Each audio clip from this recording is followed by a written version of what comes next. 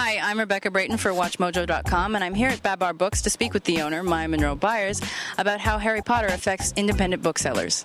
Deathly Hallows, the seventh and final installment of J.K. Rowling's all-conquering fantasy series, sold 8.3 million copies on its first 24 hours on sale in the U.S., and the series itself has sold 325 million copies worldwide. Like many bookstores, Harry Potter Maniac swept through here with gusto when the latest edition was released. Can you explain the phenomenon of deep discounting and how it affects the smaller booksellers' sales?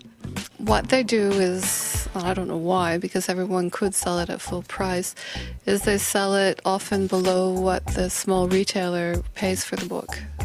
I know someone told me that they saw the book under $20, and we pay close to $25 for it. What did you do to entice customers to buy the Deathly Hallows at your store?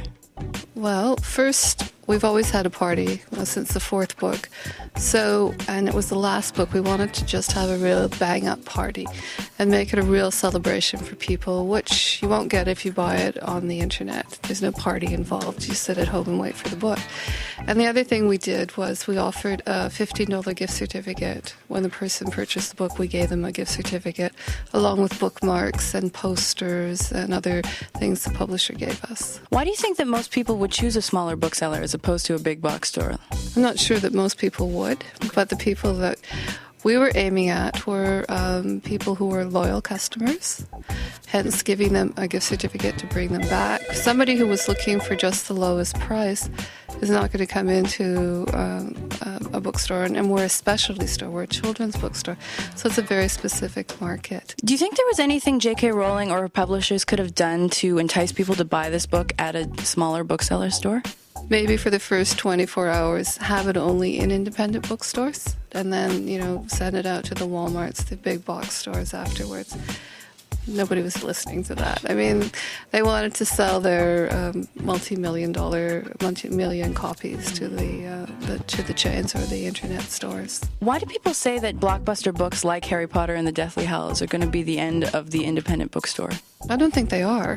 I mean, I think it's one title. It's a big title. It's a chance for you to make a fair amount of money in the summer, which isn't necessarily the busiest time of the year. Traditionally, the fall is. I don't think that alone would kill them. I think the discounting and perception by people that books in independent stores are more expensive. They aren't. There are loss leaders, or there are bestsellers that are cheaper in the chains and the big box.